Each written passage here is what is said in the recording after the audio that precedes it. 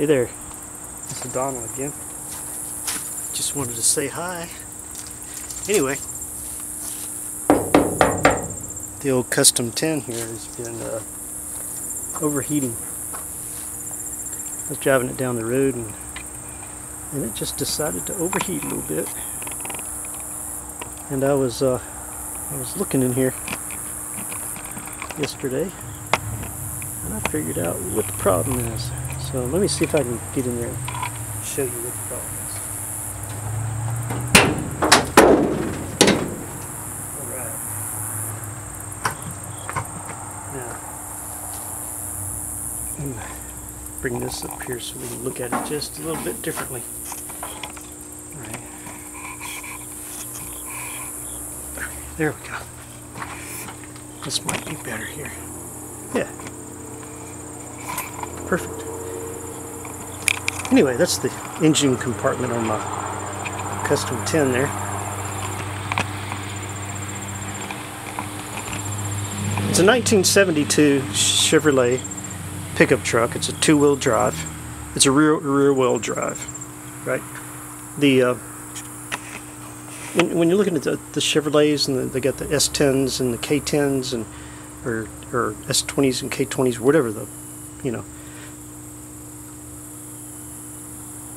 The S just means it's a standard two-wheel drive. It's on these trucks it's the back wheels, so it's a two-wheel drive. The K10 or K20s or K30s or whatever they turned out to be means that they're four-wheel drive. This is just a basic, right? It's a basic Custom 10. I said S10, didn't I? I meant C10. Man, what's wrong with me? C10 or K10.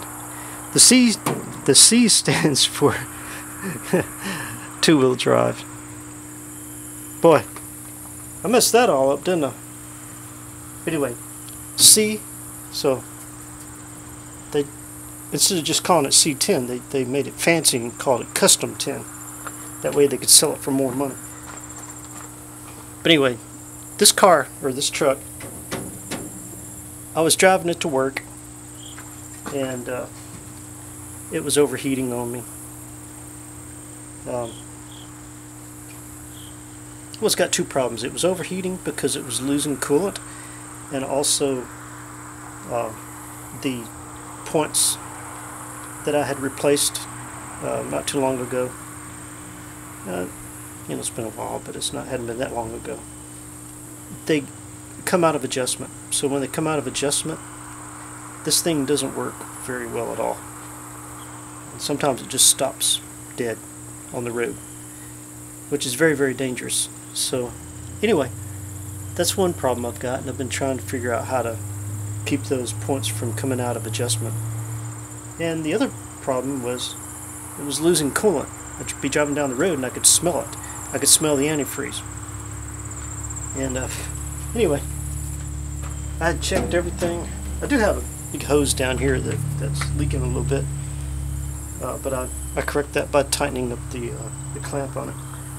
But what I found out was in here, right? See these two hoses that come in here, right? These hoses come up from where the water pump is and from where the thermostat, whatever that thing is called, that's in there that changes, due to heat and allows the water to flow through. Anyway, the way the truck is heated, and most vehicles are heated, is the water and antifreeze mixture runs through these hoses into a coil of, it's kind of like a radiator, but it's a coil of copper tubing and vents and stuff like that, just like a radiator, but it works in the opposite than this, right? The water that goes through up here through your radiator, right, it goes through so it can be cooled down. Yeah, my neighbor just pulled up. But anyway, when it goes through here, and then this fan over here blows air through it, or sucks air through it, then what it's doing is it's transferring heat from your engine into the air and blowing it into your vehicle, warming up your vehicle. So anyway, the problem on this one is that the heater coil on the inside of here has a hole in it. So it's been leaking into this and then dripping down underneath.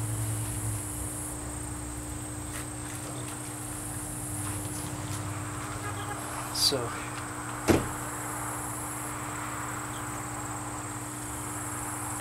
I got to fix that.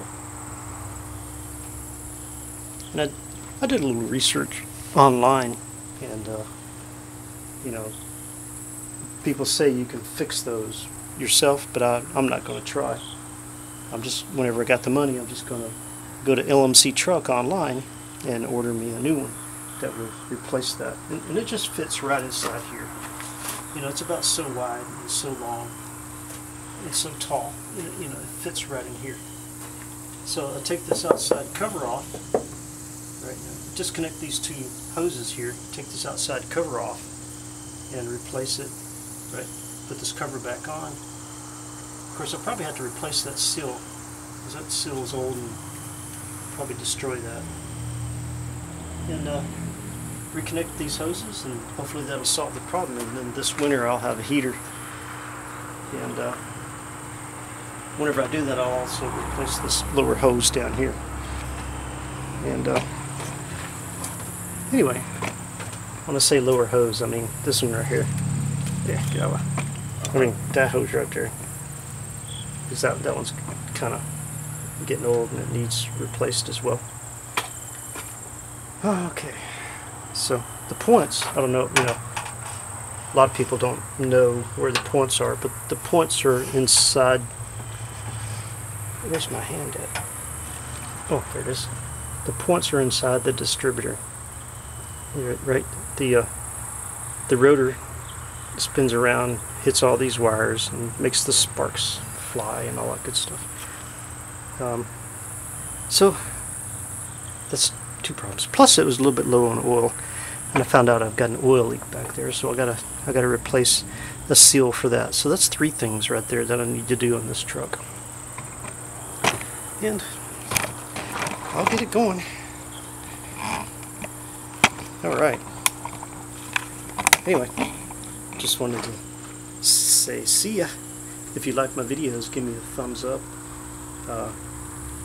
You know, give me comments if you got any suggestions on things that I could do with my truck, other than take it and get it squished. You know, it's a good work truck, and it's going to continue to be a good work truck. I just got to fix all the little problems. And I'm gonna go in there. I'm gonna start it real quick. I'm gonna let this run while I go start it. Let me get my glasses back. All right, hang on just a second.